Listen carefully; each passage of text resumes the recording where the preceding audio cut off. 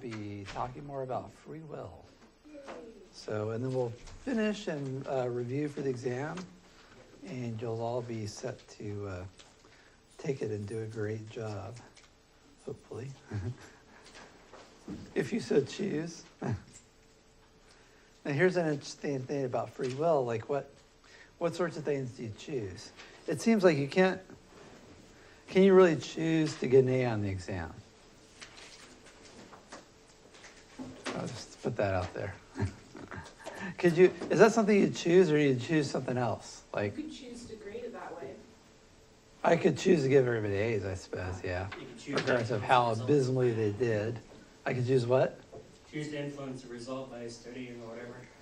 Yeah, so it seems like the things you choose are direct actions. So you can choose to study, you could choose to come to office hours, you could choose to spend a lot of time putting together your 3x5 card. So there are like a lot of things you could choose. You don't choose to get an A, but you choose to do some things that are more likely to lead to you getting an A. So that's just kind of an interesting thing about, like, when you think about your choices, it's like a person doesn't choose to be a juvenile delinquent, right? Somebody doesn't wake up one day and say, I'm making a free will choice to be a criminal. How about they choose to act? Yeah, they choose to do a particular act, and usually there's a first time that somebody steals something. Typically it's like shoplifting or petty theft or something, or maybe an assault, drunken bar fight, something like that. Or maybe they get drunk with a bunch of their friends and decide to break into some houses while people are on vacation, right? So there's just sort of like a series of events, and then over time that becomes part of your character. So one act of theft or burglary, it might just be something you feel guilty about it, and then you don't do it again. But if you do it repeatedly, then it becomes part of your character. And then it's actually, the more you do it, the more difficult it is to stop. It's like characters kind of like addictions, that once you start and once you develop these patterns, people are creatures of habit, so it's hard to break out of them. So like, this is why they get out of prison, they have a hard time going straight, and what they call the recidivism rate, where people just go back to committing crimes, is very high. And you'd think that people would learn from experience, but once you instill certain things into your character, it goes really deep, and it's hard to change that pattern. So let's see. I want to come back to. Oh, let me make a brief announcement. We're all getting new cars. What's that? We're all taking new cars home. Unfortunately, no. This isn't over. But vote for Bernie Sanders, and I'm sure you'll all have new cars. And there'll be sunshine and unicorns and rainbows. And As long as it ain't we'll trouble. live in a worker's paradise. I'm waiting for him to announce it. He keeps on announcing all these. You like me? I'm going to give you more free stuff. I'm waiting for the new cars, and for everyone, a new car. It'll stimulate the economy. So Just keep lowering gas prices and it'll do the same thing. anyhow, that's what new car. I just think about all the promises he's making. But there's a new learning community. Actually, it's an old learning community, but there's a learning community being offered in the spring. It's called Reconnecting with Nature, Science, Spirituality, and Political Activism. So it's 3 classes you take all at once: global ecology, environmental politics, and nature, religion, and ecology. So if you're interested in that, I'll pass around this little card. I'm trying to promote it, make sure students are aware of it. The learning community is kind of a cool thing at Lang, where you take 3 different classes, and they're all like interlocking, and the instructors set things up so that each class has to do with the other 2, and so you get overlapping learning in the different classes. So you learning about the global ecology class is a biology class, and then there's an environmental politics, political science class, and then a religion class taught by John Seidel. And so the three sort of the ideas that you engage in interdisciplinary learning, where you're able to apply what you learned in the other two classes in the third, and I don't know, where you're learning. So you're applying what you're learning in the other two classes in the class you're in. So anyway, I'll pass this around.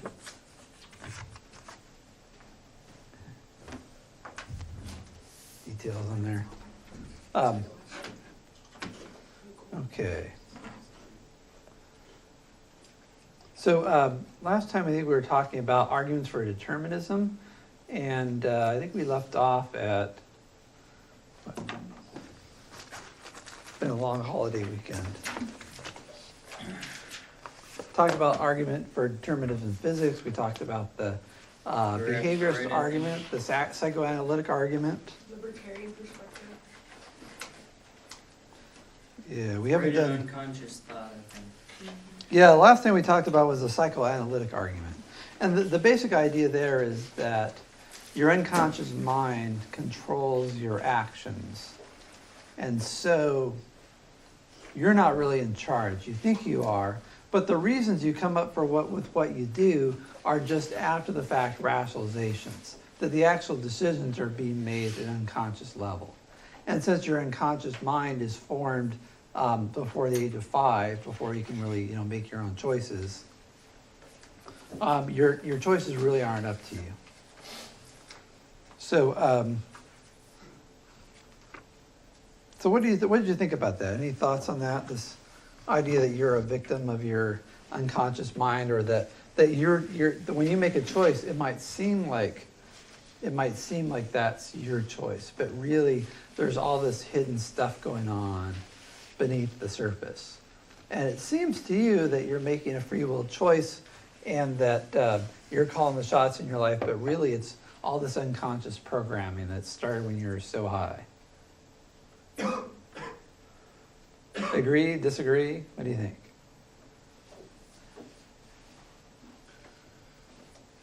A couple of things. Unconscious mind, we talked about that. Hypnosis is a proof for that. And then neurotic behavior, where people engage in irrational acts and that don't seem to make any sense, and they can be explained in terms of these neurotic behaviors.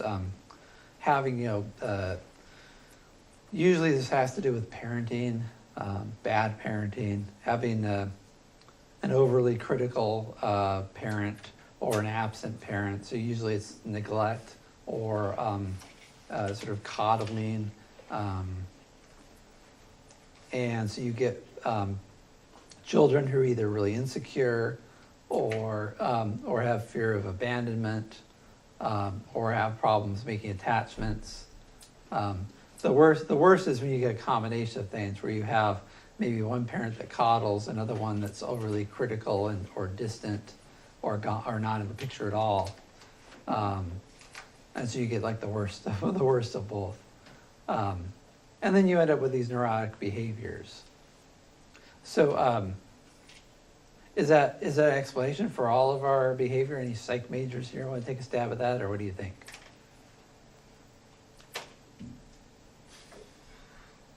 Well, the nature versus nurture certainly has a part in it. Yeah, so you're, and this is, mostly, the psychoanalytic theory says it's mostly nurture.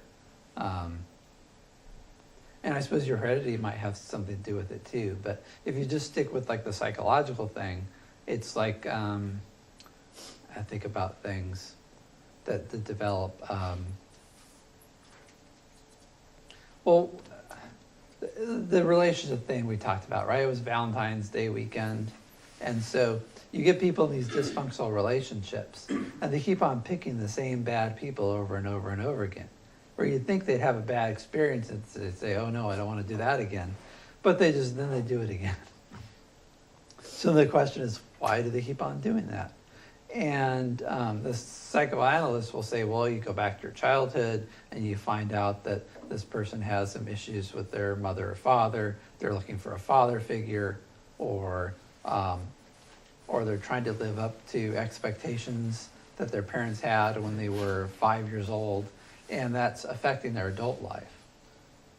And this is why people have, sort of basic personality traits. Like some of these basic things, like whether you're an introvert or an extrovert, whether you feel that you have a sense of control over your life, or whether you feel like you're a kind of a passive victim of life, those sorts of things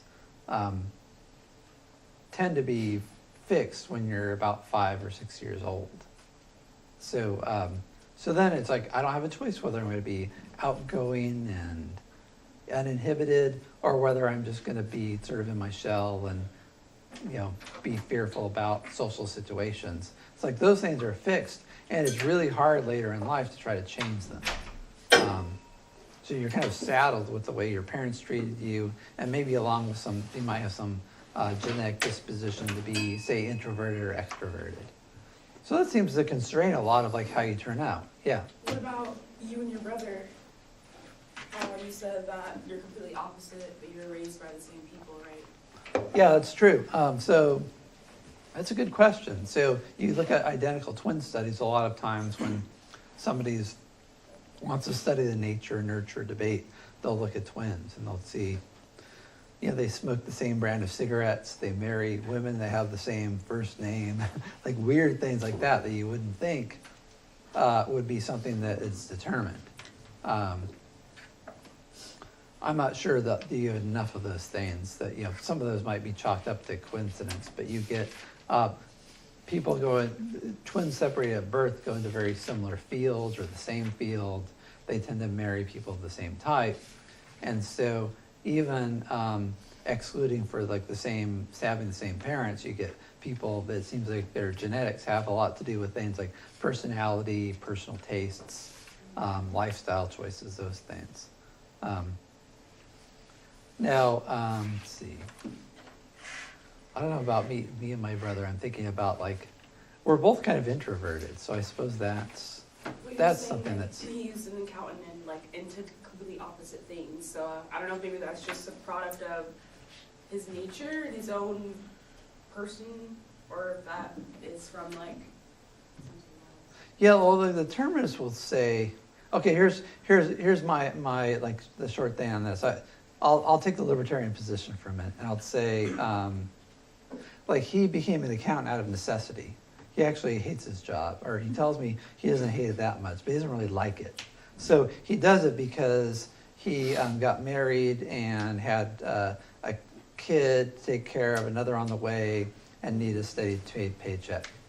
And so he actually was in training to be a teacher, interestingly enough, right? So, and he had his teaching degree, but he had to go through the practicum and hit a couple of snags on the way. In the meantime, he needed to earn a living, and so he started doing an accounting job, which, as it happens, is what both my parents do for a living.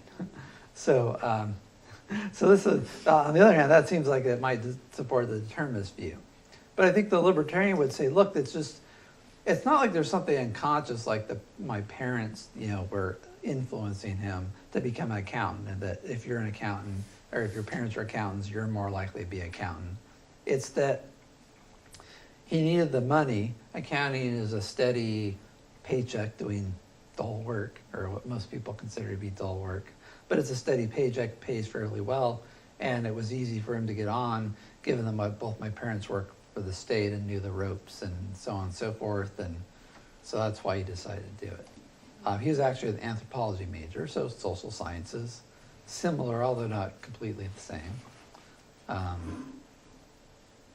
Yeah, so lots of similar things between me and my brother, even though we have divergent, views about politics. And that's actually when we talked last time about politics and religion. We have similar views about religion, although diametrically opposed politics. So I don't know what you'd say about that. Except for it's just 70%, 80% were the highest numbers you see. So it's not, and the libertarians are going to say it's influence, but it's not determination. So influence and determination, totally different things. You can be influenced without being forced to do something. What would be an example? Okay, like I go to the store and I can see I can get like some organic lettuce and it's like $3 for a head. Or I can get a corn dog and it's normally cost $1, but it's half off now because it's been sitting in the warmer for a while. And I can get it for 50 cents. So now the question is, do I want to make a nice crisp green salad with a totally organic lettuce, or do I want to eat a corn dog? Now the fact that the corn dog costs less and that it's even half off after that might influence me to buy the corn dog. But that doesn't mean I'm forced to buy the corn dog, right? It means I still get to make my choice. It's just a question about whether I want to pay more money for the lettuce or not. So that's just influence. It's not cheap to be healthy. Yep. So I'd say, I don't know, the organic stuff, you just wash it off with some water and it'll be just fine. Be more worried about what you eat than whether it's all organic, which is usually really, is kind of expensive unless you're growing your own. In which case, that's probably the best choice. But then, it's a lot of work to keep a garden. So all those things come into the calculus, like how much work it takes to do something, how much time you have, what you want to spend your money on. And those are all choices that are up to you. So the libertarian position is that external circumstances might influence you, but they don't determine you. Okay, so I think that's what they say about the psychoanalytic argument too. Okay, so maybe there's certain things about my personality I can't control. Maybe I'm introverted, but I might push myself to be part of social situations. Like I know some people who are very introverted and have lots of social anxiety, and they live very reclusive lives. They don't interact with people, and live sort of I would say lives of quiet desperation. But they live lives relatively free of social interaction because it makes them uncomfortable and they fear it. Although they also long for it. And this is the typical case with the introvert. But like, me, for example, like, I teach in front of a class, even though I'm an introverted person and have some degree of social anxiety, I've made choices in my life where I live a very extroverted life. So, and it seems like that choice is up to me. I can do things that make me uncomfortable, right? I can work out at the gym, I can take a fencing class, I can do things that make me uncomfortable if I see some reward or payoff or have some goal that I choose, and that's up to me. And so maybe it's a little more difficult to do some things than others. Maybe I'll never win a fencing championship, but I can choose to take a fencing class even if I really don't have any anxiety about it, but it's suppose I had some anxiety about like social anxiety, like really high degree, or maybe I had anxiety about being poked with long sticky things or something. Running into the Yeah. end. Right, yeah. Or I had a phobia about sharp objects, right? I could still take that class. Maybe it would be good for me if I had that phobia. So, and then you might have phobias about one thing, but then there's lots of other things you get to choose. So maybe you got an issue about some compulsion or some social interaction, but there might be lots of other things in your life that you don't have that influence. And again, it's an influence and might make it harder for you to do things than other people. Like some people find social interaction as being completely natural. They have no anxiety or very little anxiety about it. And all that might be something that's like an indelible part of your character now and maybe really difficult to change. Maybe you can change it a little bit, but maybe not that much. But that doesn't change your behavior or what you can do with your life. It just puts some constraints on how you're going to feel about it. And maybe your degree of success, right? So I would make a lousy used car salesman. And, but I would never want to be a used car salesman for that reason. And also I tend to think about used car salesmen seem to be ethically challenged. So, but that doesn't mean I can't choose lots of other things. And so I'd also be a lousy basketball player, right? But that doesn't mean that I don't have free will. It just means there are certain things I'm good at, certain things I'm not that so good at, based on my genetics, based on my the way I was raised, my environment. And, I am where I am. And this is sort of a special case, or these are other special cases that are like I can't jump to the moon. I can't fly without the aid of, a mechanical device. I can't will things into existence. But that doesn't mean there's certain things that are impossible for me to do. And there's other things that are really difficult for me to do. But that doesn't mean I can't do some of the things I can't try harder and get them done. And other things, I can't choose to do things that make me uncomfortable, that are more challenging, and so on. Although I'd say, as a strategy for life, you're best to focus on your strengths and instead of trying to fix up your weaknesses. A lot of people think, oh, I'm really bad at doing this thing, so I want to become competent at it. And most of the time, you're better off at taking this thing that you're really, really good at and just maximizing the hell out of it, becoming an expert at it, rather than trying to fix your deficits. Jack of all trades, master of none, as they say. All right. Let's talk about theological determinism.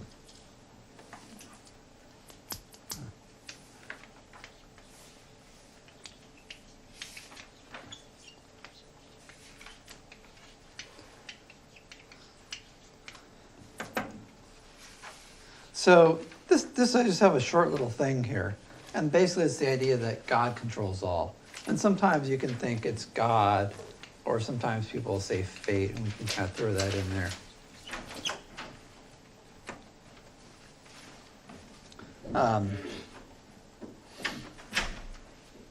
And a lot of people that have religious beliefs will have this, will sort of buy into this, that Martin Luther actually is a famous case of this, where he says, you're like pack animal, and you're going to be ridden by God or Satan. If you're ridden by God, you're going to be going to church and reading the Bible and, getting on your knees and telling God you're sorry for your sins. And if you're being ridden by Satan, you're going to be, going out and drinking and carousing and causing trouble and being prideful and going out and stinting it up and having a grand old time. And it's not like you can choose, I'm going to live a life of religious devotion, or I'm going to lead a life of sin and debauchery. It just depends on who's got a hold of you, whether God's got a hold of you or Satan does. And that's kind of an extreme version of this you see Calvinism is a term that's used for this after the theologian John Calvin. This will come up later when we talk about compatibilism. Martin Luther is actually as much of, or even more of a Calvinist than Calvin was. So Calvin says that God determines your eternal fate. Certain people he chooses to go to heaven, and everybody else sort of goes to hell by default. And so the ones that God, fixes, human beings are all sinners. That you're born a sinner from your mother's womb. And so God supernaturally fixes certain people and makes them good, and the rest just continue to be bad. Because they've inherited the original sin from Adam. So the idea, though, is that God determines your fate, or that fate determines your fate, and that you don't have any control over it. And you see this in a lot of the ancient Greeks and ancient Romans, this idea of God or fate determining your destiny. I suppose you could maybe we put astrology in here too.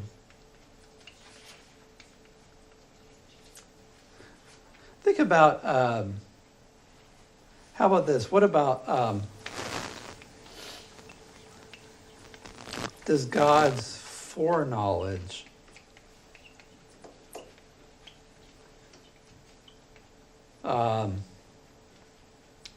preclude free will? Okay, suppose God doesn't determine things. He doesn't say, John Smith, you're going to hell. Mary Jones, you're going to get a car accident on, May 5th, 2016 at 2:57 in the afternoon, right? God doesn't sort of set things out, but he knows that they're going to happen. Now, if God knows the future, does that preclude free will? What do you think? If there's an all-knowing being that knows not just what's happened in the past or what's going on in the future, but knows all future events, does that rule out free will? Is the future static or mutating? Well, the future is going to be whatever God predicts, right? Or whatever he knows. And God can infallibly predict the future. So God infallibly knows what's going to happen. You know, God can't be wrong, right? You can't make a mistake. According to traditional, theology, God is, he's a sort of infinite and perfect being who knows all and sees all, including the future. He knows the beginning from the end. So does that mean that there's no free will then? I'm not talking about God setting things like to be making things be a certain way, but how about just his knowing what's going to happen? Yeah. I don't think so, because it's just him knowing what free will choice someone is going to make. In the future? Yeah. He only knows a result of X plus Y action, but not everything in between. So here's a question, like how does he know? Like suppose, it's starting to dry out a little bit here. Suppose he knows 2 Saturdays from now you're going to mow the lawn. Okay? So 2 Saturdays from now it comes up and you think you're going to make a choice. Am I going to mow the lawn or am I going to let it go another week? Got a lot of homework to do. Don't want to waste time on it. But if it gets too tall, then it's like a nightmare to mow. So you don't want to get too tall. So you're making a choice, and it seems like you make a free will choice. But can you decide any other than God knows that you're going to do? Like you can't decide the opposite way and make God wrong. So whatever God predicts, then you'll do. But then, do you really have a choice if it can only be one way? The only way it can be is the way God knows it's going to be. Now, on what basis does God predict that? Well, does he peer into the future? So here, how does God know what you will do?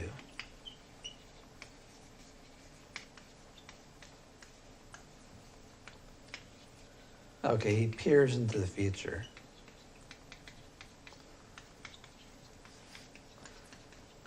But then what? It seems like the future exists.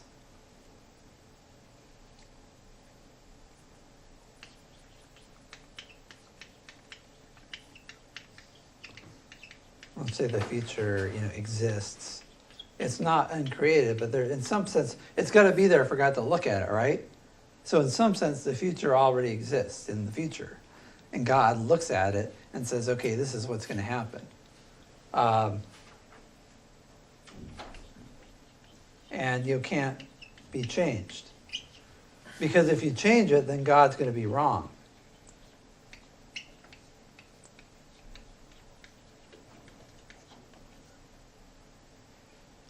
All right, if God peers into the future and he sees you there mowing the lawn, he's like, oh, going to mow the lawn. And if you can't decide not to mow the lawn, if God sees you, will mow the lawn. Okay, maybe that can't be right. Maybe God is just predicting what you'll do based on present circumstances, right? So in this case, God looks into the future already exists. But if the future already exists, it's sort of static. It's locked into place. It's already happened. And it sounds funny to say the future's already happened, but in some sense, the future exists. You think about time might be seen as like a river, and it's sort of like time is flowing like a stream, and you're down here, and there's going to be events down here, and God can just sort of look, and he can see what's going to happen in the future. Isn't there a theory about the future and the present is actually going at the same time, but you can only see one part? I'm not sure about that. Better in my head. Well, let's look at another way of seeing time. So God peers in the future and sees what you're going to do. But then if he can see what you're going to do, then in some way what you've done is set in stone, because otherwise, how could God see what you're going to do unless it's already set? And again, you can't do something different than what God knows you'll do. So maybe you could say God predicts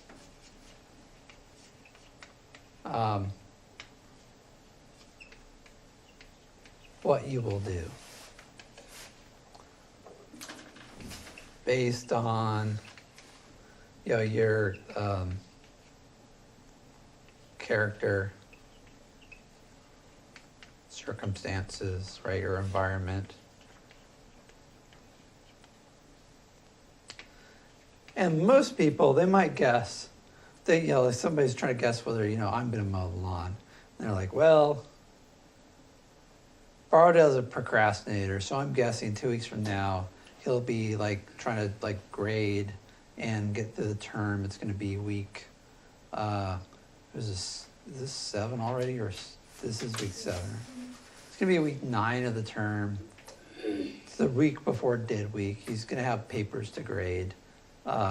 He's not going to mow the lawn, right? And they might guess, but I might surprise them and mow the lawn, because maybe it's reached a threshold where it's getting like this. And if I don't mow now before the rain comes in, it's going to be like that. And once it gets to be 4 or 5 feet tall, you're, riding a wheelie around it, and it keeps on cutting out, and the grass never quite dries out. It's a nightmare. So, and then maybe the person doesn't know how much I hate mowing 5 foot tall grass. So they make a mistake. But God is really, really good at predicting things, because he just doesn't know a few things about me. He knows everything about me. He knows everything about the universe, everything about the molecules in my brain, everything about my childhood, everything. And so even though the future doesn't exist, he can infallibly predict what I'll do based on present circumstances. So how about that? Would that give me free will? God's just really good at predicting things.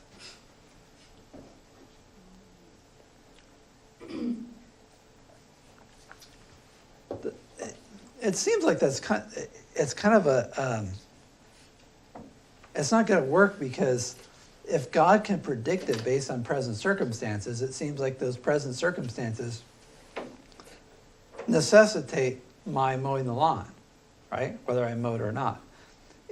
The only reason that God's able to infallibly predict things is because these circumstances can only lead to one thing. Otherwise, if the circumstances don't necessitate my mowing the lawn, then God could make a mistake, and God never makes mistakes. So I'm going to put the word infallibly. So this implies, the present necessitates the future. So that can't be it either. Necessitates. The present necessitates the future.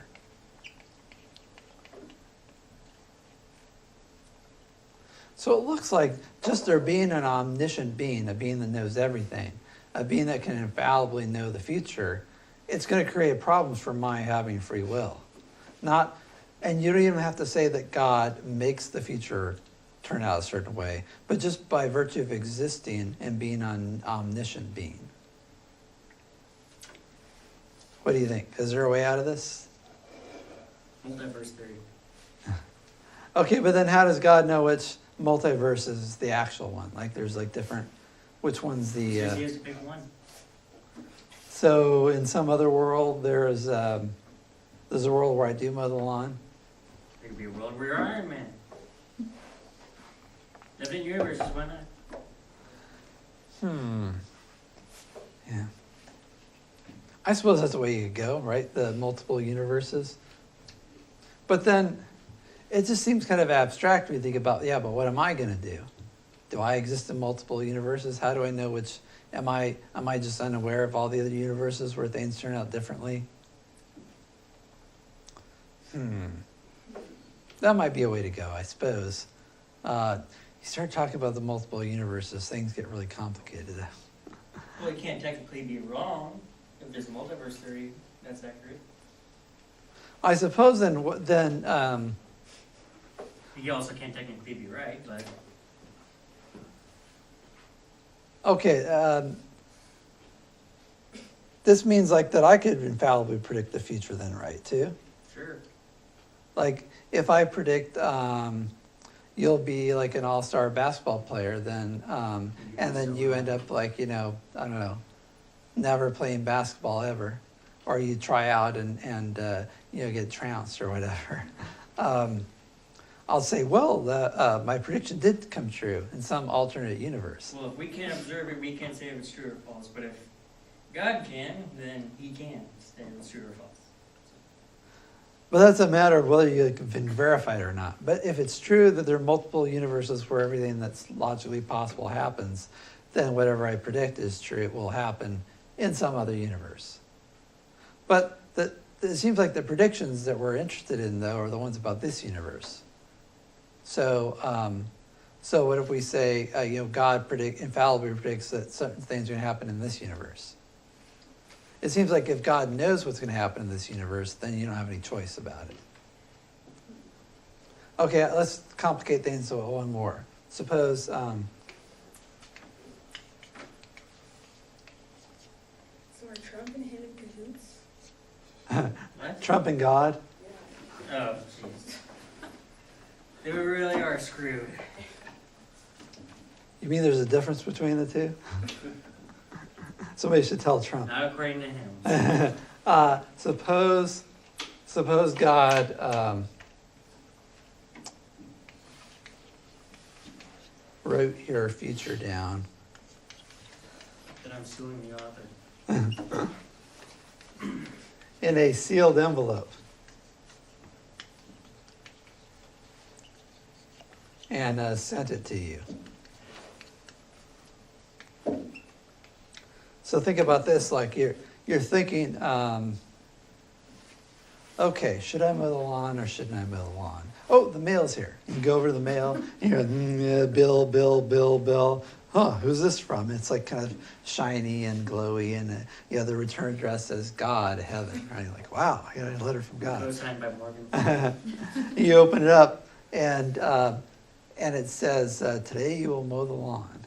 Sincerely, God, right? Well, there goes that plan. Now, here's a question. Could you not mow the lawn? No. It'll be struck by lightning. Well, it's not like you just mow the lawn or I'll punish Well, then you you. won't be mowing the lawn, so. Yeah, there you go. If God strikes you by lightning, maybe you won't be Just able to shot mow the himself in lawn. the foot. But so you think about this. This is this idea of prophecy too. You see these prophecies in lots of different religions, like in the Bible. Like even Judas Iscariot, right? This the guy that betrayed Jesus.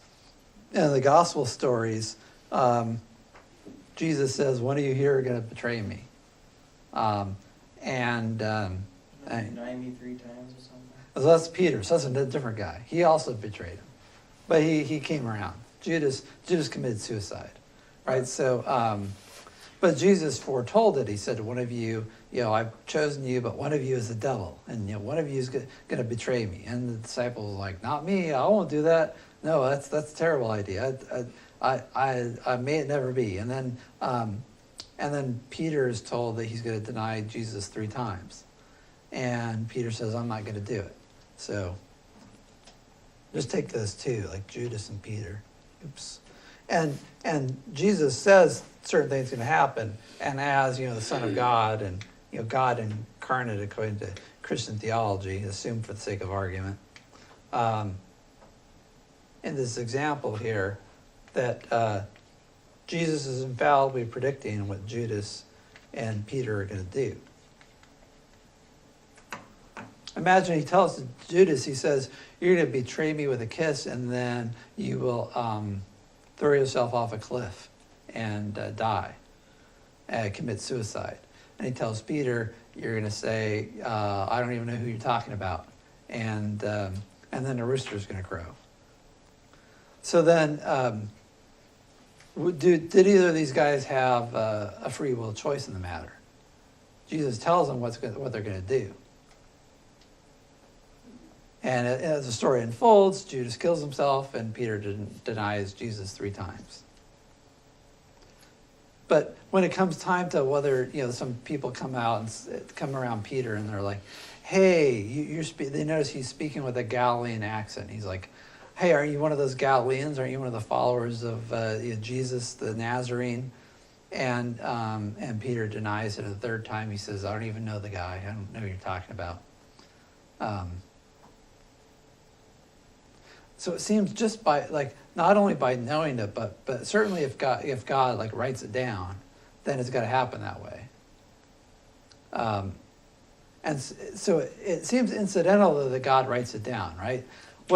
Now think about this, whether you get that letter from God or not, God could have written the letter and he could have told you, in time what you're going to do. And then you can't do anything different than what's in the letter, but you also can't do anything different than what God knows you're going to do. The letter is just sort of a way to kind of make it real, I guess. So this is a problem for divine foreknowledge and human free will that vexes theologians. So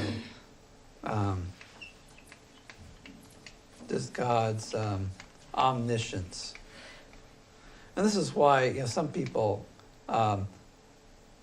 There have even been people who made the argument that this is a reason why God couldn't exist, because human beings are free. Does omniscience, that's God's all-knowingness. Does God's, misspelled. Yeah. Omniscience. Rule out free will.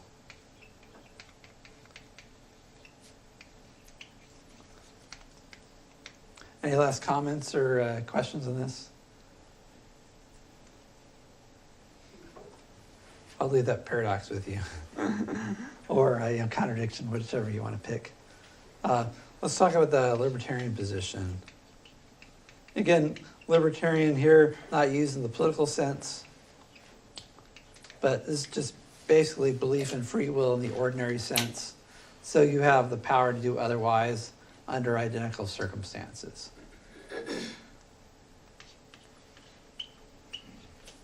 Have the power to do otherwise, or to have done otherwise, if you like, under identical circumstances. So given the same exact circumstances, you could do something completely different. Uh-oh.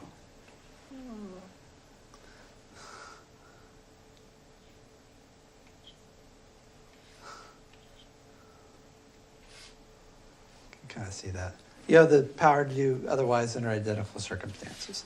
So some arguments for that. Let's take these in order. Indeterminism in physics. So this is a counter argument to this idea of determinism in physics.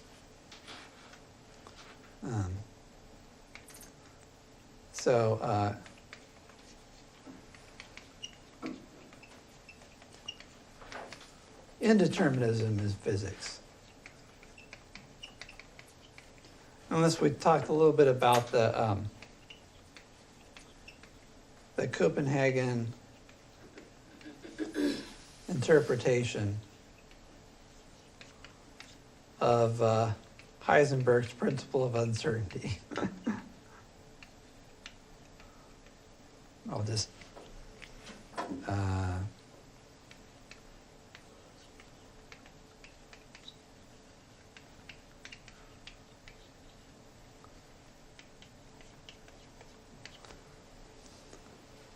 that's kind of a mouthful. So basically, Werner Heisenberg, or Werner, if you want to say it the authentic German way, Werner Heisenberg discovered that there's this principle in physics where if you try to measure the velocity and the location or position of a given electron, you can determine one or the other, but not both.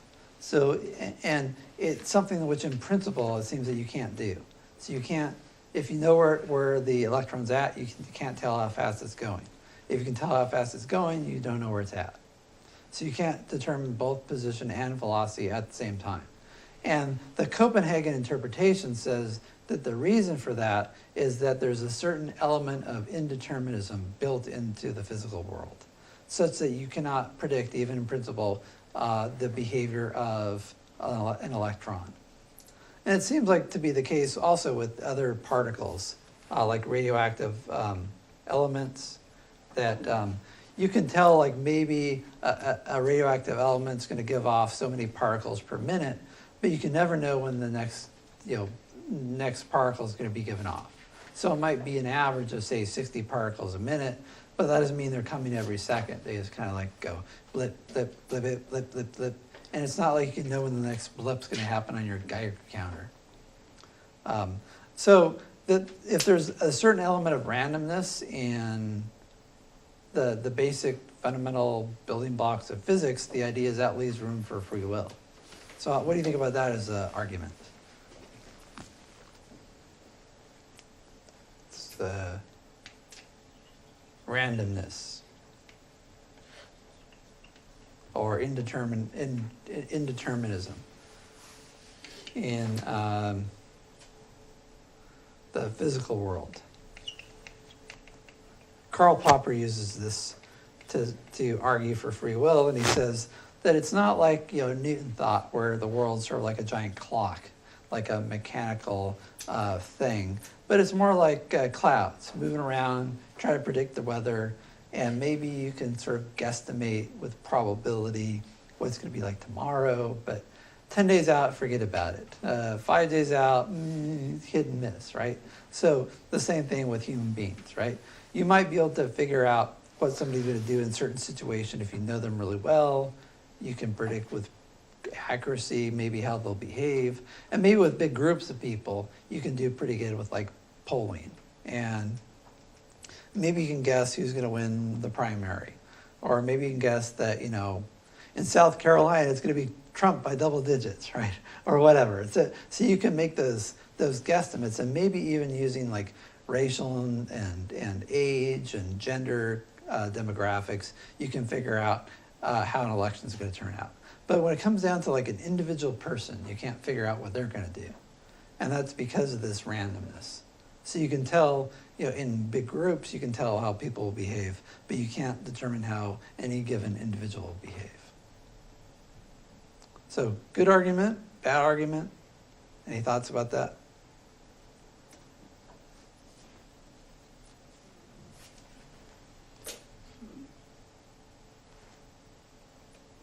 Well, is your hand up or are you just stretching? So this is like not in your psychological, in that context. It's just the physical. Yeah, it's just that this is the sort of counter argument to the determinism in physics. So you look at all the, basically, again, psychology boils down to biology, biology boils down to physics. Oh, okay. So it completely ignores like any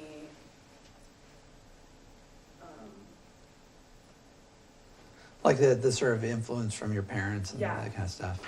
Yeah, it's good, kind of dances around the psychoanalytic argument and just says, well, look, it's if you're not determined by nature, if there's this element of randomness in the building blocks of nature, then your brain's this electrochemical thing, and you don't know what it's going to do. You're going to, it makes room for free will, and certainly it's a good argument or it's put forth as an argument against determinism of physics. Well, here, let me put it this way.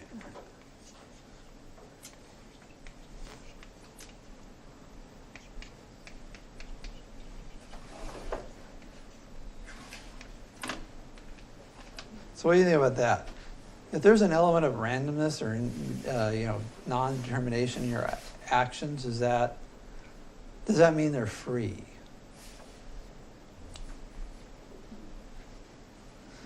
It seems like if something's random, it just means like I don't really have control over it. It's just something that's happening to me. Like if I had, say, Tourette's syndrome, right? And I'm like shouting out random swear words in the middle of my lecture. It's cable, so I could do it, right? But it might, might create a lot of problems for me, and it's not something I can control. So it seems like there, your life would be like, you make decisions like rolling the dice.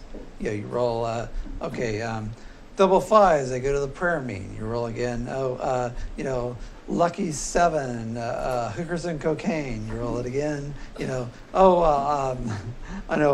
snake eyes, commit suicide or whatever, right? It'd just be like this random hodgepodge of stuff. Then you fear the random number generator. Yeah, so just because you're not determined by physics in what you do doesn't necessarily mean you're free. It could just mean your actions are random and there's no rhyme or reason to them. It seems that to have freedom means that you have to decide what you're going to do, and simply not being determined by physical forces isn't enough. Let's take our break just a couple minutes late and come back at 2:02 and continue talking about free will. Where's the music? I don't know.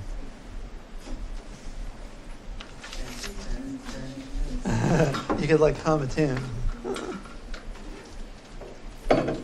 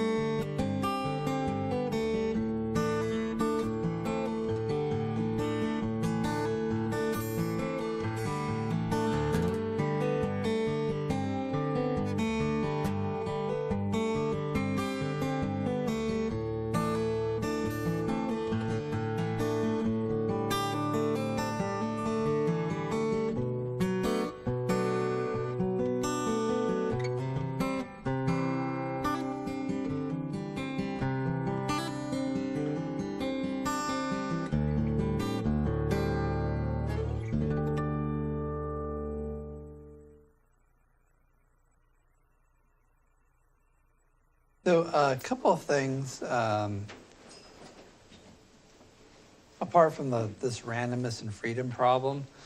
One is, can you really go from what's going on the micro level, at the level of atoms and inside the atom, you're talking about electrons, and make a generalization about the world of medium-sized material objects where people make decisions, right? So your brain weighs 2 or 3 pounds. Your actions take place in a world of macro objects, and it seems like it's difficult to go from something that's true about subatomic particles to talking about the way things behave in the world of medium-sized material objects where our decisions and actions take place. So that would be one or another objection, in addition to the randomness objection. And then a third thing you could say, and I'm not sure how strong this is, but if you're not a materialist, you could say, well, God could still determine our souls, even if our bodies are free from determinism. So it's sort of the opposite of the comeback to the argument from determinism in physics. Remember, Descartes says that our bodies work according to this mechanistic, these mechanistic laws, but because our soul is an immaterial thing, it's not subject to the laws of cause and effect, so therefore we can make free will choices not determined by the position of atoms and these physical laws. And so, but you can flip that when you come to this argument from indeterminism physics and just say, well, maybe our souls are determined. So that might be another a response. So this argument from indeterminism physics seems fairly weak and to have some problems with it, even though initially it seemed pretty good, right? This goes way back to Democritus, who thought that atoms would swerve for no apparent reason, which would leave things open for free will. But it seems, again, that's just sort of like the guy with Tourette's, who doesn't have any control over whether he's going to utter a swear word in the next sentence. And that doesn't really seem to be a very good model of freedom. Okay, other arguments for free will. Let's see. Let's take these in order. Argument from moral responsibility. This one seems to have a lot of intuitive force. I'll just put in moral responsibility.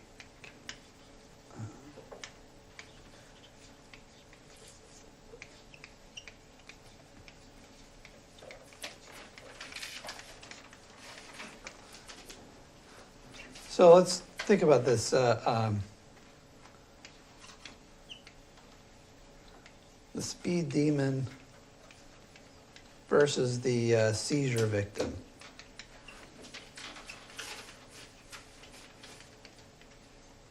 And I suppose you could put the speed demon and maybe just think in the text I have a drunk driver. Either one will work.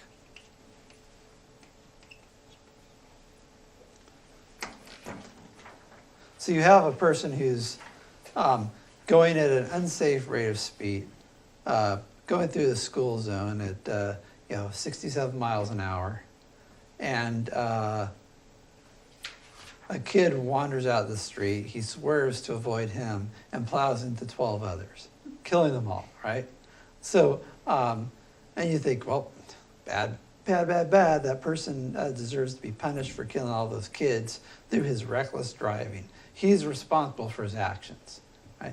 Now think about some guy who seems to be in perfect health, seems to be doing great, just driving along, and he comes up in the school zone. He says, "Oh, school zone, got to be careful of the kids." Slows down to 20 miles an hour, and even though it's really painful to go 20 miles an hour, he does it because he cares about the children.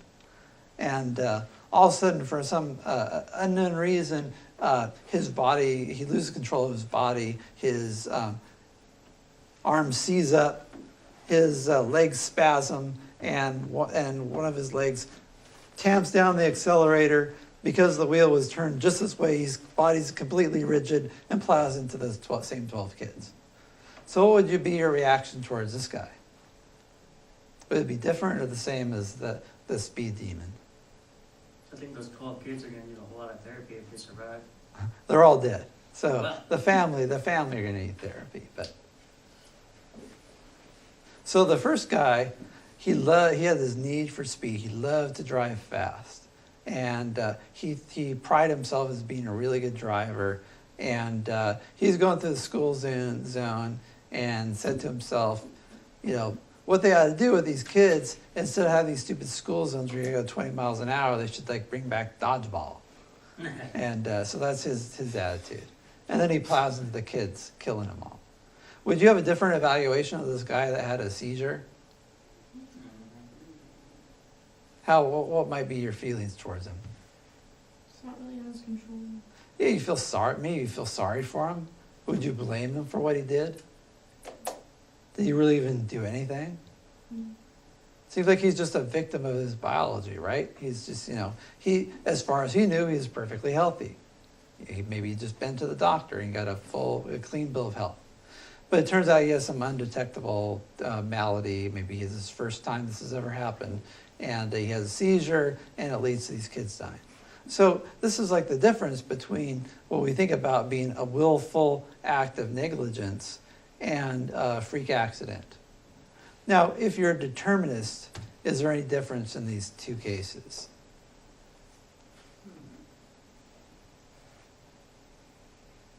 Does the speed demon have any more choice in the matter about whether he plows down those 12 kids than the seizure victim? What if the speed demon has a seizure and then hits the kids? Okay, don't muddy the example, please. I'm trying to give an example of something which is you have a sort of a willful negligence,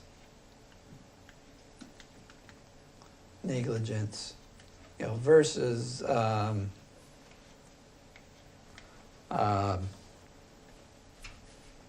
let's say victim of circumstance and biology, say. Suppose it turns out that this guy he goes to the doctor after that. Maybe he's injured in the crash. He's hospitalized, and they're doing like the family history, and then maybe one of his parents says, "Well, actually, he's adopted." So, and it turns out that his adopted family has a history of seizures, unknown to anybody. And some of these diseases, they don't manifest till later in life, so typically when you're a teenager, right? Suppose he's a teenager, and it just comes out. So now, wouldn't you say this first person, they should have the book thrown at them, they deserve to pay for their crime, but the second person, you should cut them a break and they shouldn't be prosecuted at all, and maybe you'd feel sympathy and feel bad for them? Anybody feel differently? Okay, now what's a determinist going to say? How should you feel about these cases if you're a determinist? What's going to happen anyway? Well, how would you say there's a difference? Like, why does this guy have a need for speed? Well, probably his father likes driving really fast. Maybe he plays like video games at home, and maybe since he was so high, he's been playing those race car video games, Grand Theft Auto and whatever, right? and he loves driving fast. Maybe he's seen Fast and Furious 19 times. He's got them all in video, and he's all about the need for speed. And maybe he watches racing, like stock car racing. Maybe he goes out to the Cottage Grove racetrack at the Cottage Grove Speedway and watches the races. Maybe he's got racing stripes on his car. He's all about the speed. Maybe he's a NASCAR driver. Yeah, but all those things are products of his environment, right? The way the parents behave towards him, early childhood influences, the excitement painted in our culture about driving fast, all these movies with, Jason Statham and whatever, The Transporter, and think of all the movies of Fast and Furious that glorify speed and show people engaging in high-risk auto crashes or auto racing that don't end in crashes. And and glorify driving fast and driving recklessly and dangerously. He's a product of his environment. If determinism is true, he literally doesn't have a choice. He does what his environment and what his heredity led him to do. Maybe there's a certain gene for that leads to high-risk behavior. Actually, there's some evidence for this. People that you might call adrenaline junkies, often they have an inherent need to feel excitement and stimulation, and they seek it out in different ways. And maybe this is one of them. Or just take suppose it's a drunk driver, right? Maybe he has a gene for alcoholism, or maybe his parents are both drunks, right? So he doesn't have, a determinist will say he doesn't have any more control than the guy who's having the seizure. And B.F. Skinner would say, look, we got to get beyond these words like freedom and dignity and talk about like how do you keep this from happening. And that involves like, trying to create the conditions that will lead people to drive safely, instead of thinking about blame. And so, but it seems like we really do hold the one person responsible and not the other, right? So wouldn't that be an argument for free will? Because it seems if you're a determinist, you have to regard both these cases as exactly the same, as far as responsibility goes. The speed demon is no more responsible for his actions than the guy that does a seizure. How wacky is that? We could fill in the blank here. We could say, okay, let's take a third, maybe I'll complicate things a little bit more.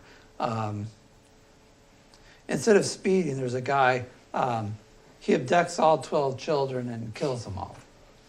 Or a guy that takes a weapon and goes in and shoots them all at the little preschool. He goes into the Little Rascals preschool and like with the 9mm and shoots all the kids in the head. Same deal, right? He's not blameworthy. He's not responsible. Why did he do it? He's pissed off because he lost his custody battle with his ex-wife. And he's angry. Again, the determinists will say, well, this is a sad outcome of events, but that person's not responsible for his actions. Because nobody There's no is. justifying that. What's that? There's no justifying that action. Yeah, so, but you don't, I think the determinists will say, you don't really need to justify actions. There's no such thing as right and wrong, good or evil. There's just functional and dysfunctional. There's just, outcomes which further human welfare and outcomes which are bad for human welfare. So this kind of shows you the force of the argument for moral responsibility. If you want to believe in, belief in right and wrong, good and evil, praise and blame,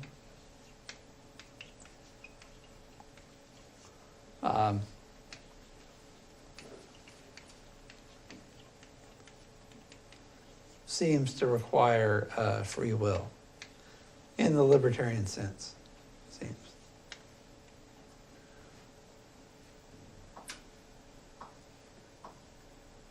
So if you want to believe, when somebody does something like willfully wrong, shoots up Coke and robs a 7-Eleven store. And, suppose your friend tells you, I shot up Coke and robbed the 7-Eleven store. I think I killed the clerk. And what would you say to him? Oh, you shouldn't have done that. That was wrong of you to do so. As a matter of fact, I'm calling the police right now. It seems that at the very least you'd have a negative evaluation of your friend, right, for doing that. But according to Skinner, there wasn't anything wrong with that necessarily. There wasn't anything he could have done differently. He just did what society has programmed him to do, what his genes have programmed him to do. He had no choice in the matter. And once you say that, it seems really hard to blame a person for what they did. It's like, I don't know, what would be an example? It's like blaming your car for running out of gas, for not going when it's out of gas. It's like, well, if you want your car to go, you better put some gas in it. If the car's out of gas, it doesn't have any choice about whether to run or not. So you can't blame your car for not going if it's out of gas.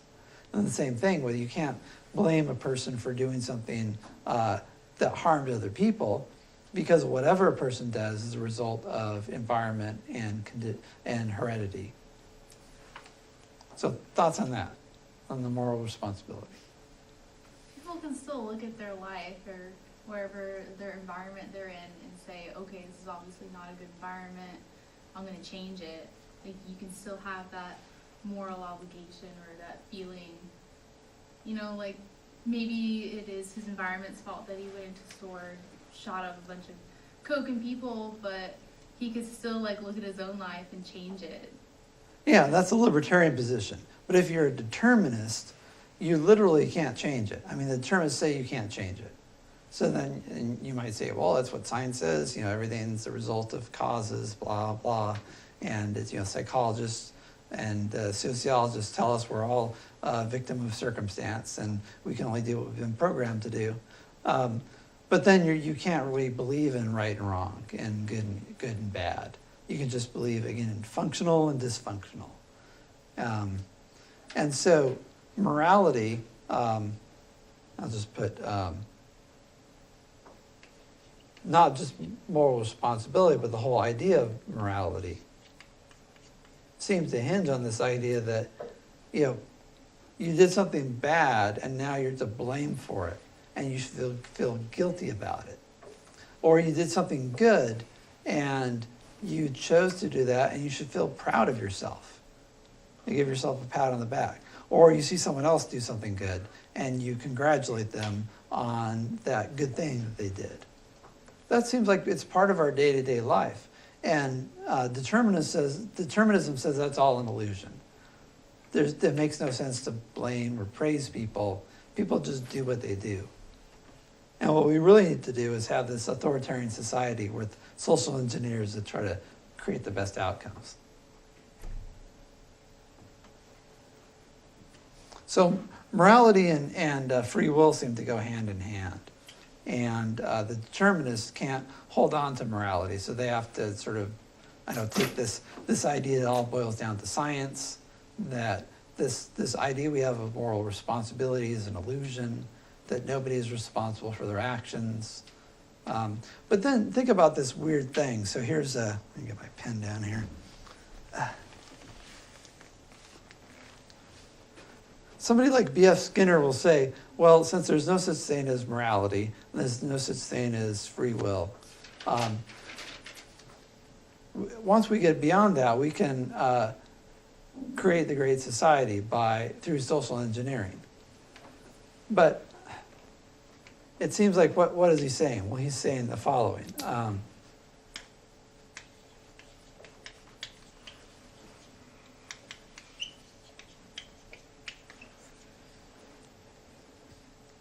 Let's see, sorry.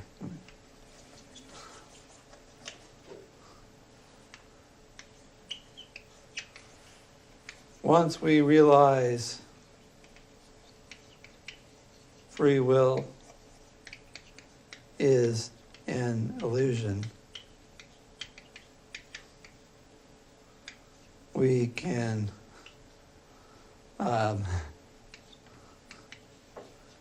freely choose to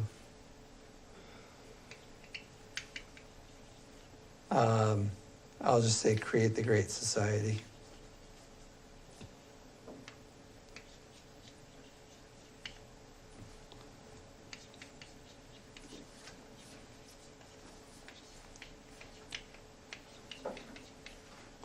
Through social engineering. So this is kind of a funny thing to say, right? Okay, free will is an illusion. So what are the implications? Well, when we get beyond this idea of praise and blame, freedom and dignity, and then we try to figure out what makes people do what they do. And then we'll create this great society where functional behavior is rewarded and dysfunctional is punished, and everything will be great. But it seems like he's urging people to do certain things, namely stop believing in freedom and dignity, and to help him create this great society through through conditioning, through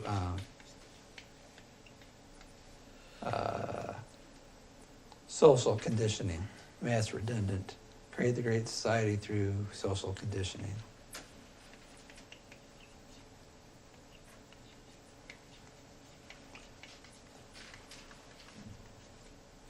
So through behavioral conditioning.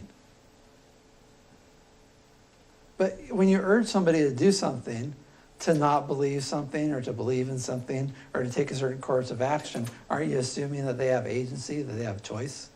He's not saying, and I predict here's what's going to happen based on these causes. He's saying, come on, everybody, let's create the great society through social engineering. Stop believing in that antiquated free will malarkey and believe in behaviorism. Believe you have no free will, and then come with me and we'll create the great society. So I think there's a hidden contradiction here in Skinner, where he says, stop believing in free will so we can create the great society. And that's what's getting in the way. It's people wanting to blame criminals instead of rehabilitate them. It's people hung up on this concept of responsibility instead of thinking about what conditions produce a functional society. But when he urges you to help him build the great society through social engineering, he's assuming you have free will. He's trying to persuade you to believe what he believes. So that seems like a contradiction to me. Defenses of Skinner? What do you think? Am I right, wrong, agree, disagree?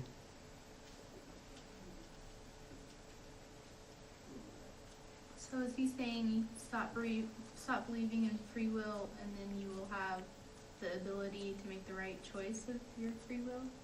Saying Well, what yeah. society tells you to do.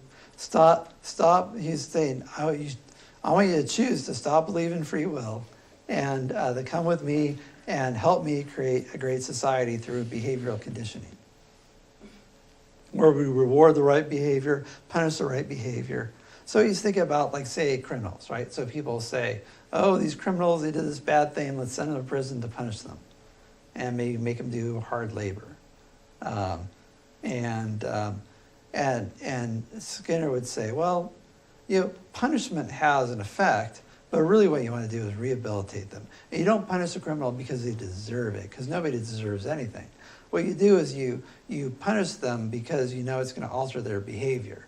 And so in addition to punishment, you want to give them a skill so they'll come out and be more likely to work. And actually, negative reinforcement doesn't work that well, so you want to offer them some enticement. So maybe college education in prisons. And then you go into the inner cities, you figure out, why is it that so many people commit crimes? What's driving them? And you try to figure out what it is that leads kids to drop out of school. And you're always trying to figure out, like, what conditions create delinquency, and how is a criminal made? No, criminals aren't born; they're made through the conditions in which they grow up. And so you try to figure out what those things are and try to fix them, instead of just taking a person once they've committed a crime and say, "Oh, you're a bad person. You made an evil choice, and now we're going to punish you." But all that presupposes that the people you're talking to and trying to get to agree with you have free will and get to make a choice about what they're going to believe. I like that idea. The part of saying that free will doesn't exist is the part that I don't like. Yeah, you can still believe in free will, and maybe you'd say what you want to do is you want to figure out why people make such bad choices. And even though you could say they're responsible for those choices, you could say, instead of being focused on punishing people for their crime, you should be focused on sort of giving them a reason not to do it again. And to try to catch people early on, maybe when they're young and impressionable and maybe their degree of freedom isn't as great, and try to steer them on the right path. Or just reorganize society as a whole. I suppose you could do that too, sure. That's a taller order, though. So you're saying we should rebel, take over the country? Let's do it. Because I saw a meme that said, let's start a revolution, but I have to be home at 8. Okay. Intuition, argument from intuition or experience.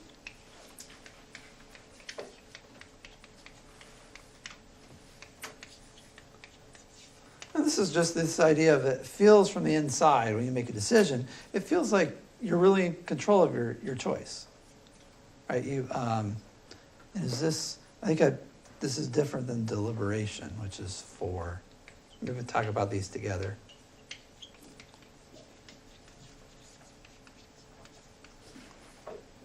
Yeah, the alarm goes off. And you have a choice. You could reset it for a later time, or you could get up right now. Right? So when you're making that choice, it seems like you really could do one or the other, right? You go back and forth, and maybe you think, okay, well, if I sleep another half hour and I hurry really fast, I'll be able to get to where I need to be in time. And then maybe you think back in the past about how that's turned out in the past, and you say, yeah, I can get ready in that time. And maybe you go back to sleep, or you decide to get up. But it seems like when you're making that decision, you're weighing the pros and cons, you make a choice. So from the inside, when you're making decisions, it feels like you really have control. And so that seems like it's an argument for against determinism and in favor of libertarianism. As part of your daily experience, you have control over your choices. You deliberate over things, you weigh the pros and cons, you take in all the information, and then on that basis, you make a choice.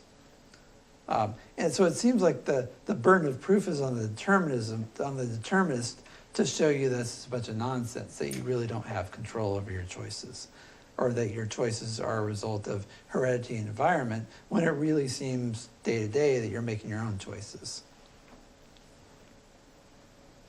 Deliberation is just kind of mulling over a choice and weighing the pros and cons. So this is the intuition and experience is a more general thing.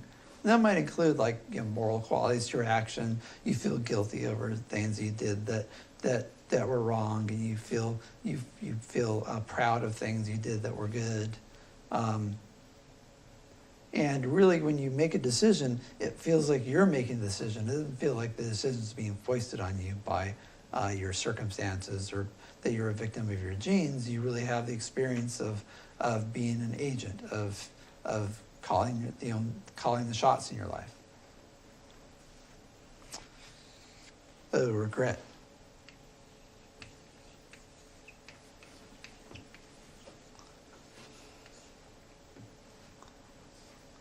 If there's no free will, why do people regret things?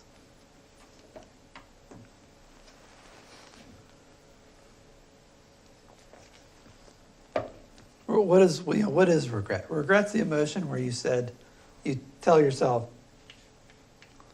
I did X, and it turned out badly.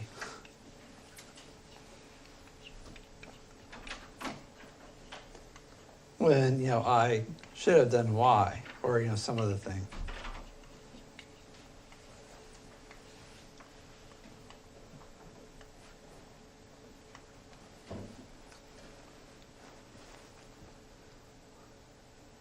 Anybody want to share a recent regret?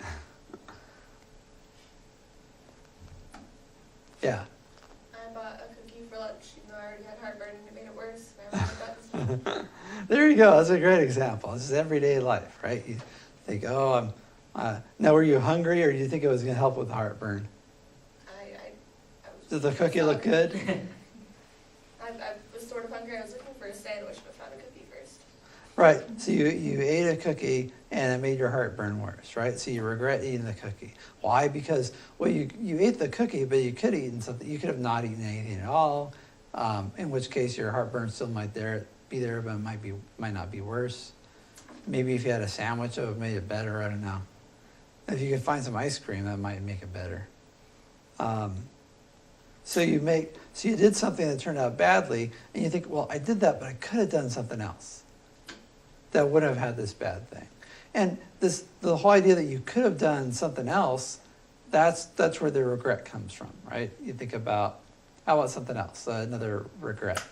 I went to a wedding on Sunday without Without bringing your candle? Kindle. Kindle, oh, Something to Kindle. read. Oh, right. Right, so there you think, well, if only I brought my Kindle, I wouldn't be sitting here in this mind-numbingly boring ceremony with nothing to do. I don't know, the ceremony is the only part I actually have something to do. Okay, so you're just cooling your jets at the reception or something? Yeah, before the ceremony. Before I they just start wake up this? to shoot, I come along for photo, video, DJ, now co-signing. If you need to get married. This is champagne. No, we're not even there for that. Gosh, that sounds like an abysmal time. Gotta do it all for free. So there's another regret. So there's lots of regrets there, right? But you take just the being bored, right?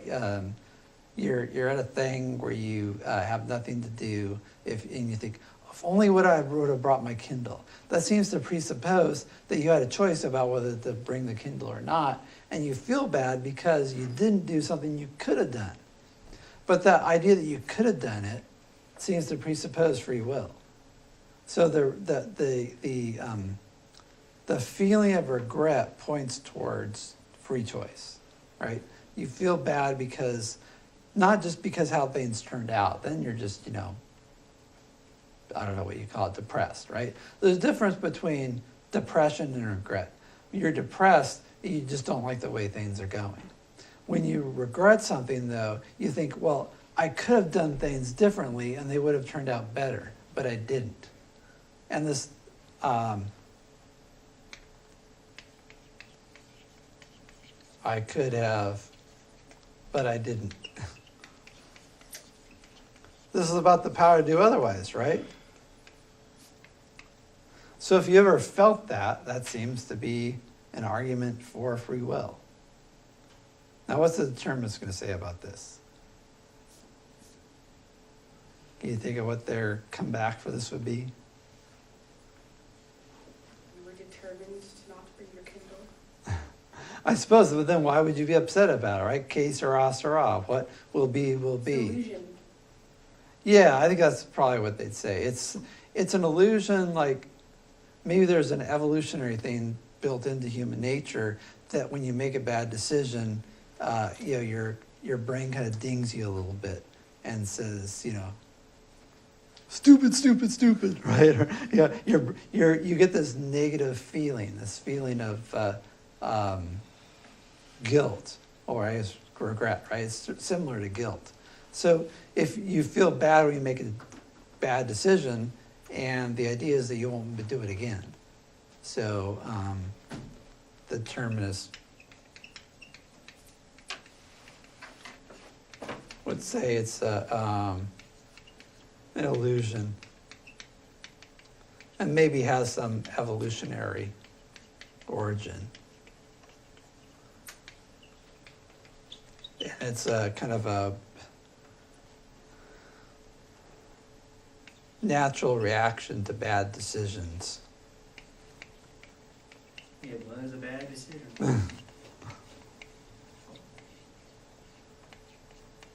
I still feel the same way when I go downstairs and think, oh, there's no line. I'll just go down and get something to eat. And I go down without my phone. And I'm sitting there thinking, oh, I could be like reading something. I could be sending a message. I could be writing Shakespeare right now. Could be checking the Tinder. I could be doing something other than just like sitting there reading the billboard as it scrolls through over and over and over again. Natural reaction to bad. And that's why decisions. the imagination is a great boon.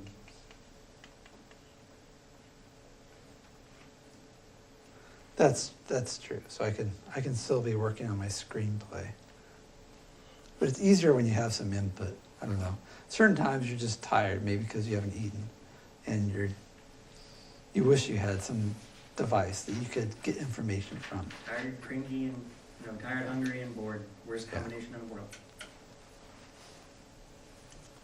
And then final argument.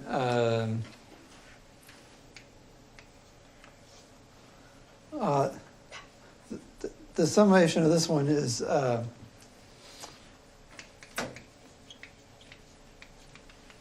social sciences suck. Yep, at predicting.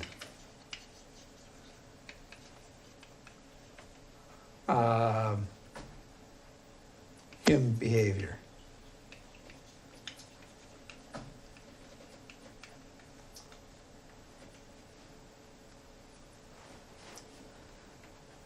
And if human beings were determined, if we operated according to laws of cause and effect, you would think that psychology wouldn't be a soft science, it would be a hard science. And psychologists and sociologists and anthropologists would be really good at figuring out why people do what they do, figuring out what people are going to do next. And that's just the track record is pretty abysmal. And even though maybe they can make some guesses about how people will vote, occasionally they turn out being totally wrong. Polling's hit and miss. And then you tell people, like, you ask people who they're going to vote for, and you just do it enough, it seems like people might change their mind, but people tend not to change their minds all that much. So, and you can do some predicting, but you look at I don't know, you get somebody who's I don't know, like I had a friend who's a lawyer. You know, Jesus was friends with tax collectors and sinners. So I figure, you know, I can be friends with a lawyer. So and he had this client who was declared mentally competent by a psychologist hired by the court. And as he's defending this guy, saying that he should be let out, that he's not a danger to himself and others, this guy picked up like this giant law book and came over and clubbed my friend over the head with it right in the middle of the court. I guess the bailiff wasn't paying attention, right? So it seems like that stuff happens all the time, right? You get some guy who's certified sane by the court, he goes off and, you know, chops up some teenagers or something like that. And so sociology, psychology, they're not very good at predicting human behavior. They can kind of, again, sociology is probably in a better boat because they can look at large swatches of people and make predictions with more accuracy. Social psychology, same deal. You look at psychology, trying to predict what people will do, it's just not very good at it at all. So that'd be a final argument against determinism. And if human beings really were determined, it seems like we'd be able to predict what they're going to do a lot more easily. All right, compatibilism. Talk about that and do some reviewing. Compatibilism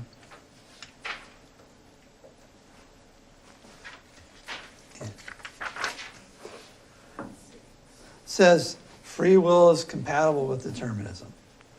This is on page 96. So, all acts are caused, and then they say some acts are free.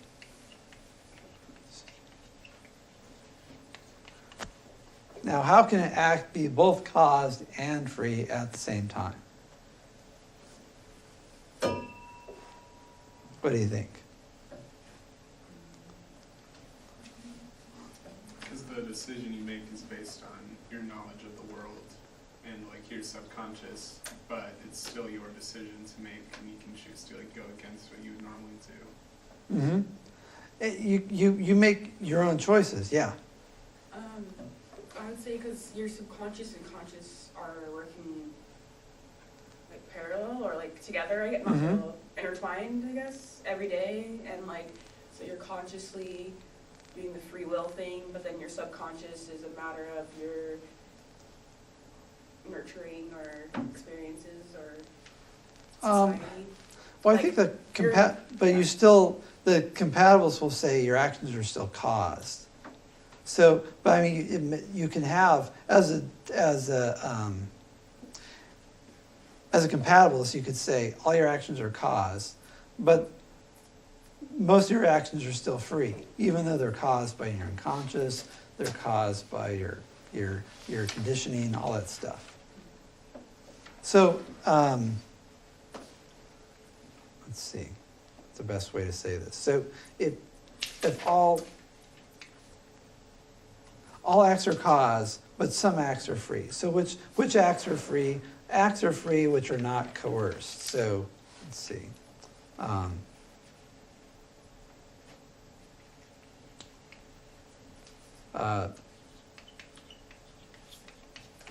An act is free if it is not coerced.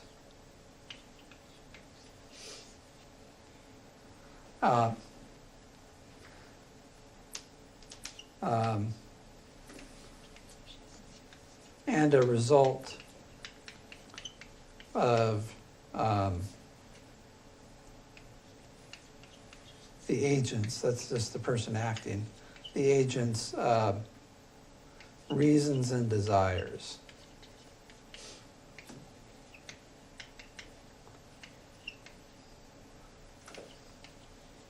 Which are, caused.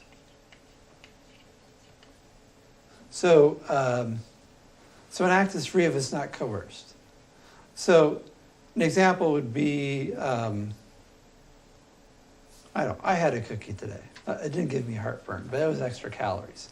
So I had a chocolate chip cookie. It was kind of old, tasted a little bit stale, but I was hungry.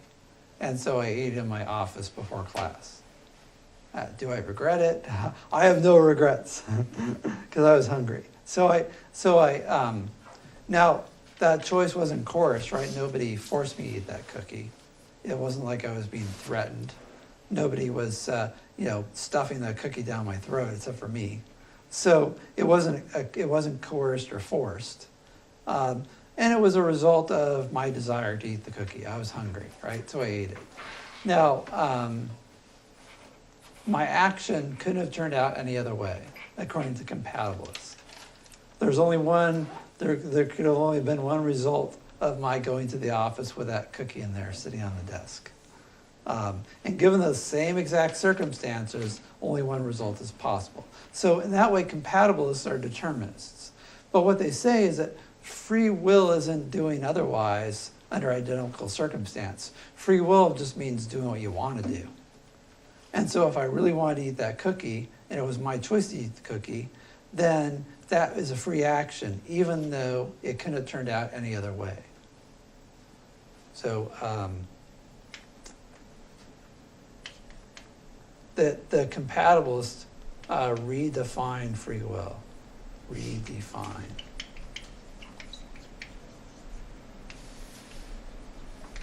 Free will as doing what you want to do.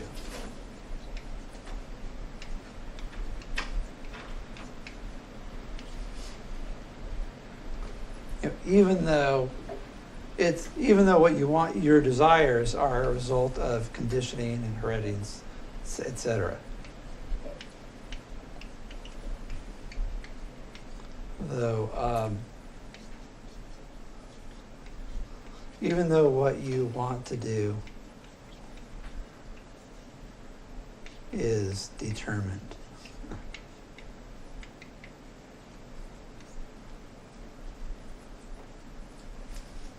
So free will is just doing what you want to do. You want to eat the cookie, you eat the cookie. Why did I eat that cookie? Well, all my childhood experiences and my associations with chocolate chip cookies and baking cookies when I was a kid, and all the commercials for home-baked cookies on TV, and the place of the cookie in American culture, right? All those things conspired to my buying that cookie. And then because I tend to worry about like being up here late at night without anything to eat, I hoard my cookies and keep them up there. And it turned out that this cookie had been sitting there for a while, and it was the only thing I had in my office, and I had to get off to class, so I ate it. All right, so all those circumstances led to me eating the cookie. I was caused to eat the cookie. I didn't have a choice about the matter at all. But because I wanted to eat the cookie, that counts as free. Because what's causing me to eat the cookie? It's my desire to eat the cookie. So as long as I'm causing my choices, as long as I'm causing my actions, then I'm free. Now, if maybe someone was jealous of my recent weight loss and they said, Bardell, I'm tired of you making me look bad. I've gained 5 pounds. You've lost. I want you to gain some weight. Eat this cookie or else, right? And they pointed a gun at me and said, you're going to eat 10 of these cookies, right? Then that would be coerced, right? That wouldn't be a free act. I don't know, I still eat cookies. What the compatibilists will say, if you're forced or coerced, it doesn't really make sense to say that you're free, right? Let's take the example of like, somebody points a gun at you and says your money or your life. And then if later on he's before the judge and the judge says, well, Your Honor, he gave me his money of his own free will because I said your money or your life and he gave me his money, right? It would still count as theft, right? You didn't give your money voluntarily because you were being threatened or coerced.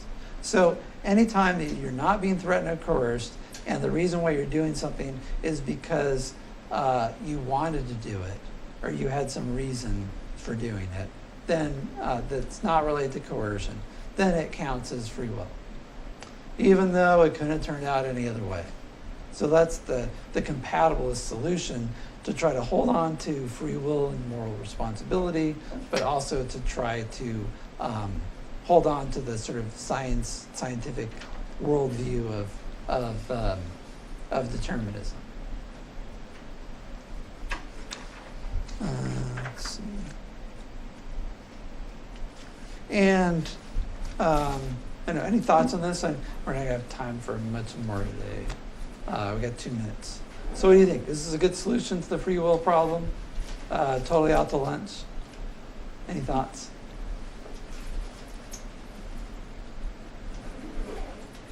Makes a lot more sense to me than determinism. Yeah, it seems at least the determinism seems really hard with like the drunk driver, the speed demon example, versus the seizure guy. It just doesn't seem to make any sense. But could you really, is just wanting to do it, is doing what you want to do, is that enough to make you free? Because remember, you're still caused, and you still can't do anything other than what you do. So all compatibilism says still determinism is right in that whatever you did, you couldn't have done otherwise. But those actions that you did because you wanted to do them, those are free.